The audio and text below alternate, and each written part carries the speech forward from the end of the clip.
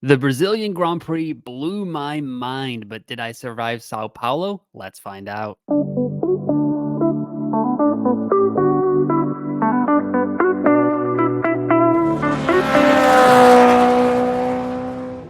What is up, everyone? Welcome to another episode of F1 Fantasy Pole Position. It is Tuesday, November 5th. My name is Ewan. On today's episode, I'm going to get into a Brazil Grand Prix review episode. I don't even know where to start with what happened in Sao Paulo at Interlagos. It was insane. Friday looked like it was going to be triple McLaren.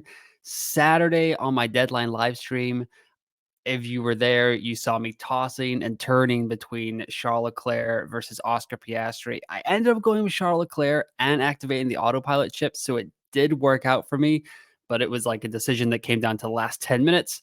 And then after the sprint, I was feeling terrible because the Ferrari race pace was nowhere to be found. McLaren looked like they were absolutely flying. And then the heavens opened and delayed qualifying on Saturday. We had a super Sunday with qualifying and the Grand Prix on Sunday. And yeah, it was pretty normal after that. Nothing really weird happened. No, went absolutely insane. It was madness. So here are some of the Brazil Grand Prix headlines. Verstappen with an absolute legendary drive. Not going to say it's the best race of all time. Not going to say it's Verstappen's best race of all time either. I'm not like a historian of F1 fantasy enough to, or just F1 enough to like even remotely be qualified to make that kind of announcement. McLaren suffered in the rain. They put on a new wing between the sprint and the qualifying. It did seem to affect their overall like top speed and like their ability to overtake. Lando Norris saying that he was probably on par with Russell, but Red Bull, but was by far the fastest car on Sunday. Alpine just out of nowhere, double podium. They're up to 6 in the constructors. It was insane to see.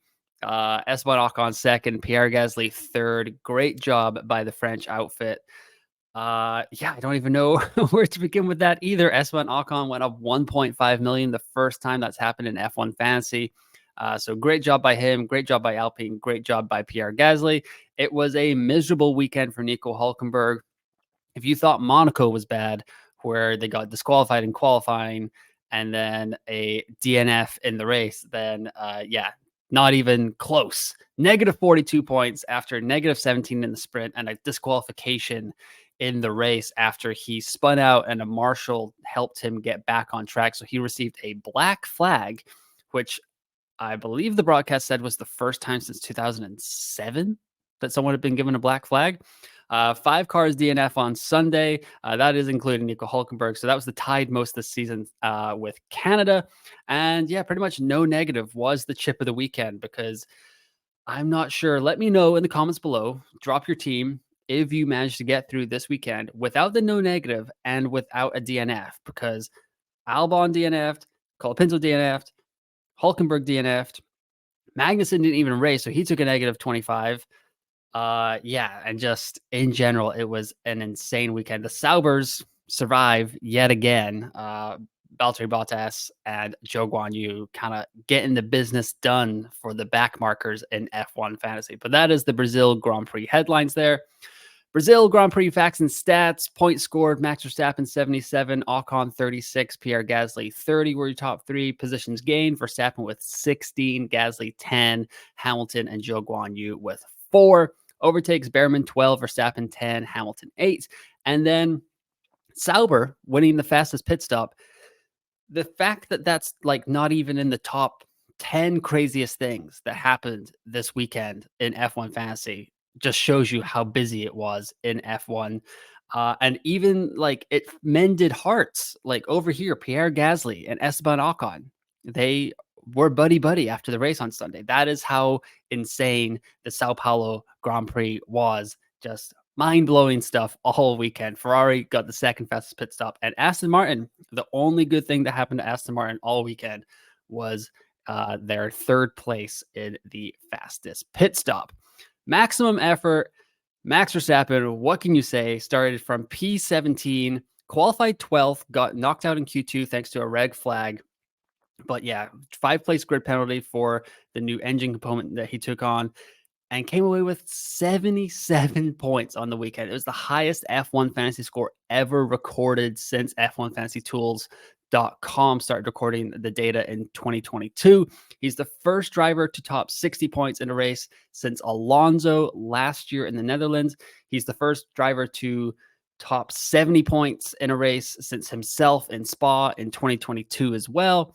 And first driver of the day award since 2023 Belgium. So great job by him. He pretty much took home he did take home the triple crown of the Grand Prix win, the fastest lap, and driver of the day. Just an insane race from Max Verstappen. Very, very good for F1 Fantasy. If you had him, you had a banging weekend. None of the sims on Saturday morning were saying to go with Max Verstappen. Obviously, he's going to be in a lot of optimal teams with 77 points, but we will have to see, was this a result of him having the new engine component? Did that just give him an extra boost for Sunday? Is it because he's the best driver on the grid and the best driver on the grid in the rain? And Brazil was just just classic melting pot of everything that was good for Max Verstappen. He just took advantage of a tentative field. It did feel like Lando Norris kind of mentally wasn't there on Sunday. If the car's not there, you can't totally blame that on Lando, but mentally it did feel like he was making a lot of mistakes, lost the lead on lap 1 yet again. So while he has actually led after lap 1 once this season from pole, that trend continues. So we're going to have to watch out for that. Vegas is up next. It's supposed to be a pretty good track for Ferrari and McLaren as well. We'll see if Red Bull can continue to make their gains, as they could be looking at second in the Constructors' Championship if they can get back to it. Sergio Perez didn't have a awful drive on Sunday, so that's a slight improvement from Mexico.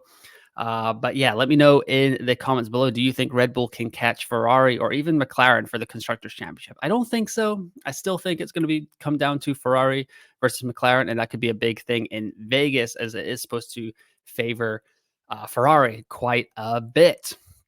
Going over here, we're just going to look at the F1FantasyTools.com, their elite data, the chip usage in the global top 500. For the Brazilian Grand Prix, 21.6% of managers used their extra DRS chip. And that might be because they jumped into the top 500 by doing that, just took a swing on it. So it's like after the race and after the scores are finalized, this is the chip data. Limitless, 2.8%. Autopilot, 11.2%. Vital Fix, 6.8%. That became very popular on Sunday after it was revealed that Alexander Albon was not going to make the race at all, just a did not start kind of deal. So he got final fixed out by quite a lot of teams. No negative, 11%. So great job by everyone that did that. And wildcard, 0.4%. But as you can see here, still a fair number of chips to be played in the global top 500. So we'll definitely be keeping a track of that as the final 3 races of the season are coming down to it in a couple of weeks here. Going over to team selection, global top 500 as well. Norris, Colapinto, Piastri, Hülkenberg, and Albon were the most selected drivers. The most added drivers were Piastri, Pierre Gasly, Lando Norris, Zhou Guan Yu, and Nico Hülkenberg. I'm wondering if that Pierre Gasly added percent, 13.6%, is from a lot of managers final fixing Alexander Albon out for Pierre Gasly because they're right in the same price range there. Most dropped, Charles Leclerc, Carlos Sainz, Yuki Tsunoda, Liam Lawson, and Franco Colapinto. Leclerc and Sainz, understandable because they didn't really look on it in sprint qualifying. So when the lineup lock came around, a lot of people did move back from, including myself, I moved from Carlos Sainz over to Charles Leclerc and down from Alexander Albon to Zhou Guan Yu, which worked out quite nicely for me. And yeah, but I think a lot of people are going to be trying to get Ferrari back into their lineup for Vegas if it goes as is predicted. Ferrari had a pretty dang good weekend there last season. We'll see if that carries over to the second iteration of the Las Vegas Grand Prix. Going over to my team review here, 147 points. Not good, not bad, just like right bang in the middle. 237 places went up. I went up 41 places last week. So it has been a slow struggle here. It's kind of scary. It feels like I'm not entirely sure how much rank gain I can make towards the end of the season right now. I don't have any of my chips left because I played autopilot here this week. And the squad was Lando Norris, Charles Leclerc, Frank Colapinto, Valtteri Bottas, Zhou Guan Yu, Ferrari, and McLaren.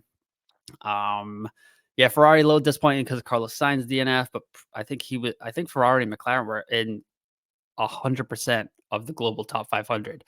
Or the 100% of the global top 500 own both of those two constructors. So it's really hard to move like with Ferrari and McLaren right now. What you really need is like someone to go different with Red Bull or Mercedes, and then one of their drivers DNF, and it's like, yeah, it's kind of tough in the constructors. So you got to make your difference on the driver side.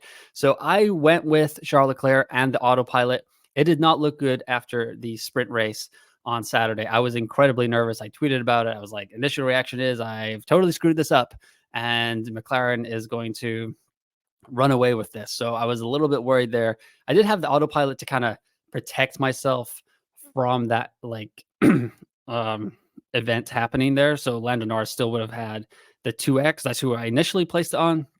But Charles Leclerc ended up scoring 26 points in the weekend, so the autopilot chip went on to him, which helped out quite a bit. Frank Colapinto, -10, Valtteri Bottas, -2, Zhou Guan Yu with 9 continues to go up 0.5 million. We're going to talk about that in a little bit.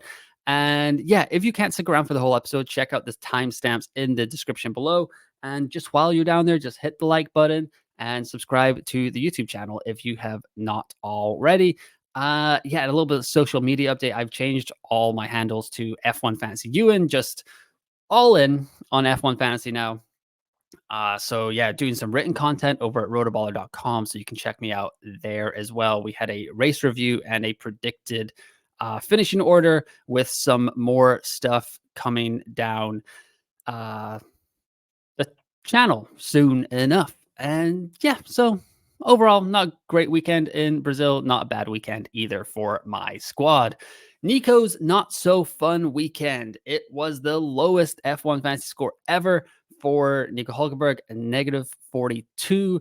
Second disqualification penalty this season, also in Monaco with a qualifying. And now Haas is responsible for the 5 worst scores this season in F1 fantasy. Took a -17 in the sprint, didn't make out a Q1 in qualifying, and then took -25 points in the Grand Prix. Haas had been flying, or they're still flying. They just had a bad weekend. Kevin Magnussen couldn't even make the race due to an illness. So Ollie Behrman stepped in, and he had a pretty messy Sunday as well. And they've been jumped in the constructor standings by Alpine's outstanding day. So the final 3 races of the season will be very interesting for that kind of 6th, 7th, 8th spot in the constructors.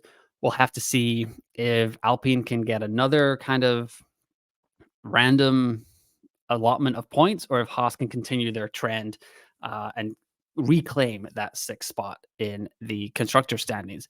Savage Sao Paulo here are the 5 drivers that DNF: Colapinto, Sainz, Albon, Stroll, and Hulkenberg. Albon and Stroll actually made Q3, so they got some points in qualifying, but Colapinto, 5 points in the sprint, -15 in the race, -10 overall. Sainz, -12. Albon, -15.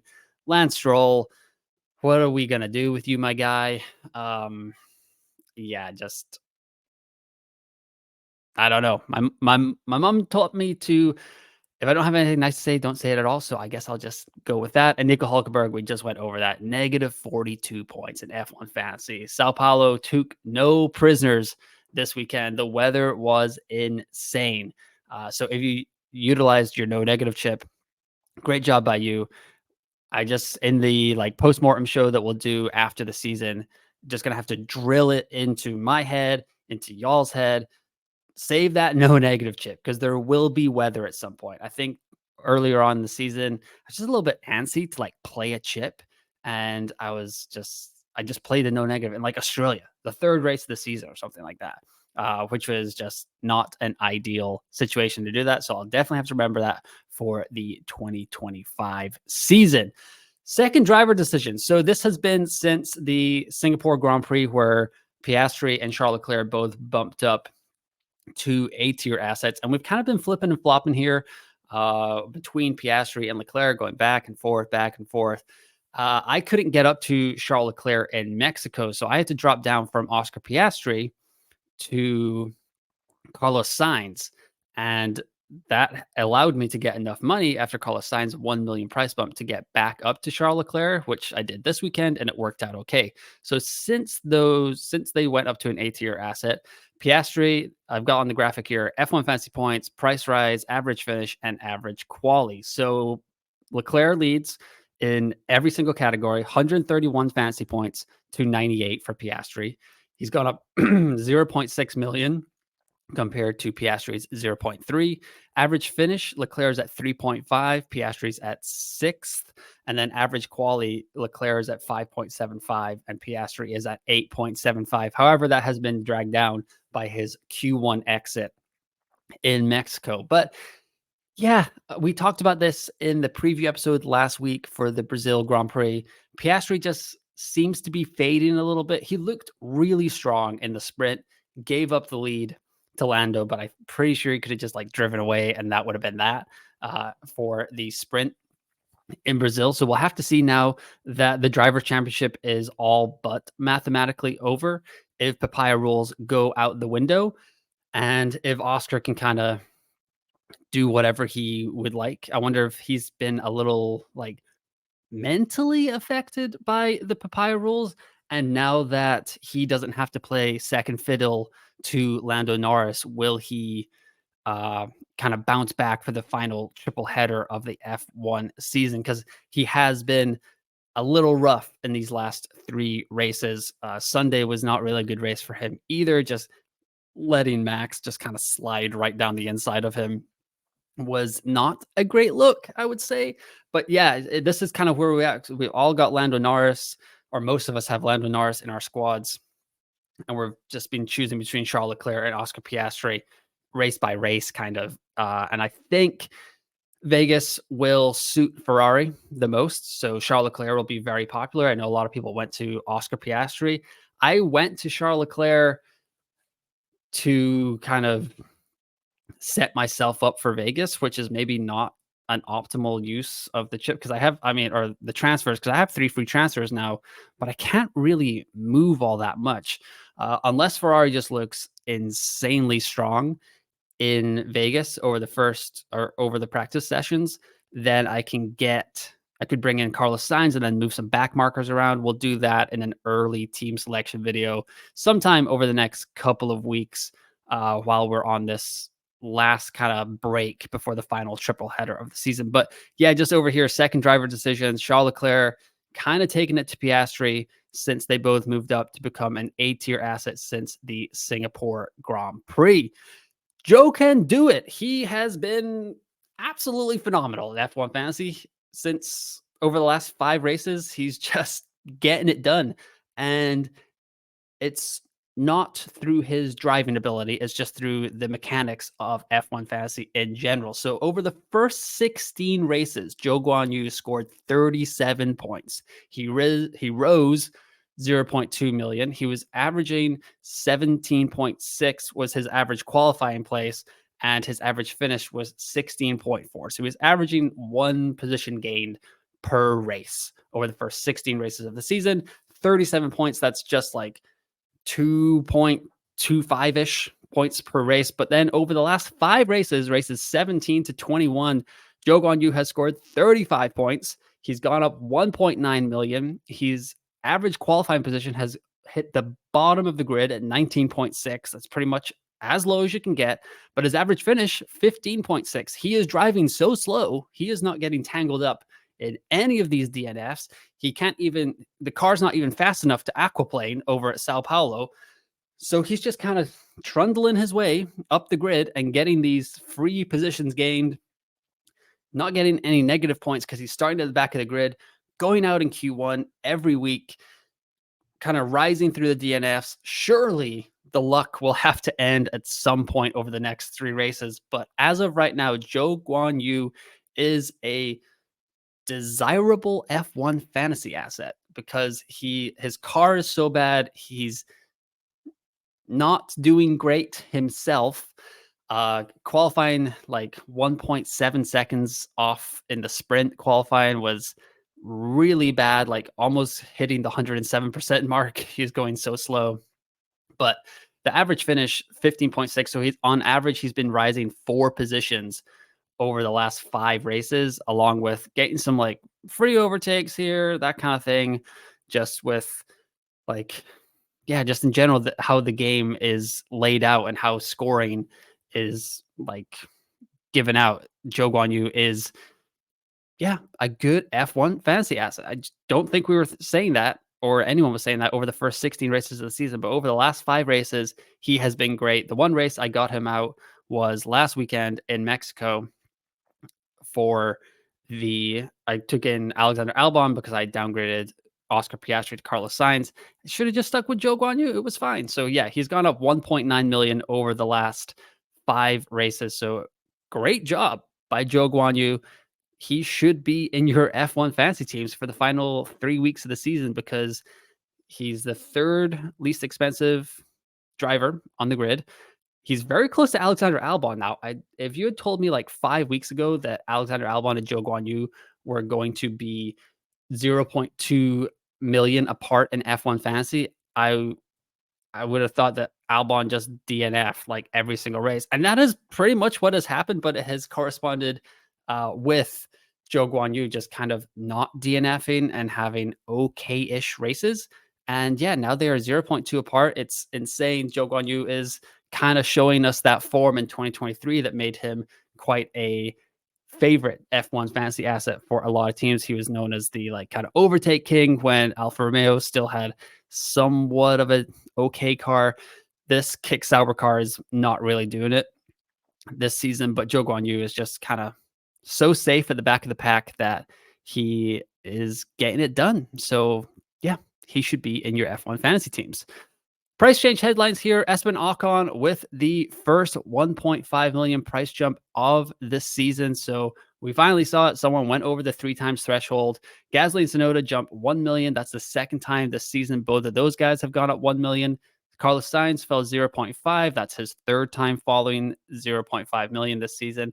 Does make him a little bit of a tastier asset for the Las Vegas Grand Prix because he's going to be cheaper. There's going to be a bigger like kind of price gap between him and Lando Norris. So you could, if you want to go triple Ferrari, there is an option there that you can kind of bring him in and have more money to upgrade your back markers. I'm not sure who you would go to now that Gasly and Ocon are really expensive. Ocon is very, very close to going up to a B tier asset, which would make him an absolute no-go in F1 Fantasy for the final couple of races of the season.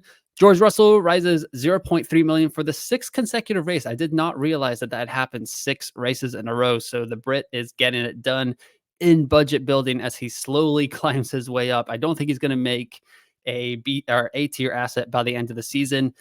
And yeah, it's going to be kind of interesting for 2025 when it comes to George Russell. I want to see where the game kind of prices him because he'll be ahead of Kimi Antonelli, but will he be ahead of Sergio Perez? That could be an interesting debate as we get into the 2025 preseason.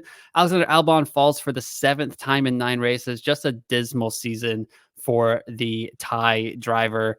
5 DNF slash did not starts now in 2024, leads the grid in that category.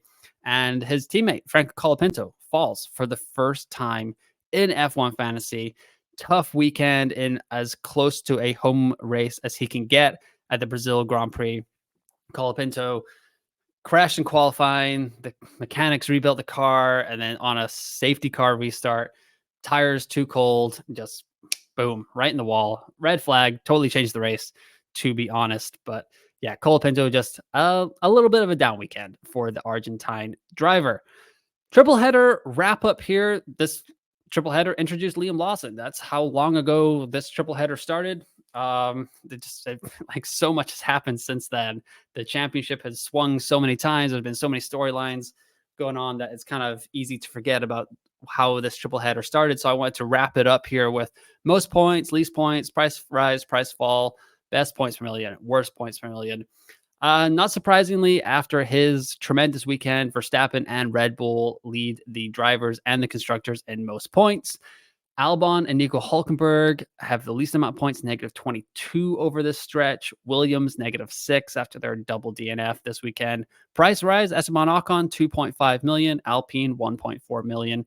As a constructor, price fall. Fernando Alonso has gone down 1.3 million over the last 3 races. So just a disastrous, like, kind of final stretch of the season here for Aston Martin, going nowhere in the constructors, going nowhere with their drivers in F1 Fantasy, just total avoid. Recently, like as recent as like 4 races ago, maybe before this set of triple headers, I believe I was kind of touting like Lance Stroll could be like a little bit of a budget option. He just kind of has to trundle around at the back of the pack or like in the middle of the midfield.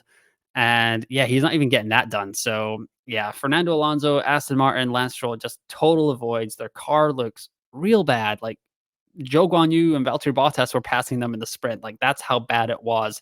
Best points per million, Ocon 1.43, Alpine 3.33 after their fantastic Sao Paulo Grand Prix weekend. Worst points per million, Albon 0.76, Williams 0.33 or negative 0.76 and negative 0.33.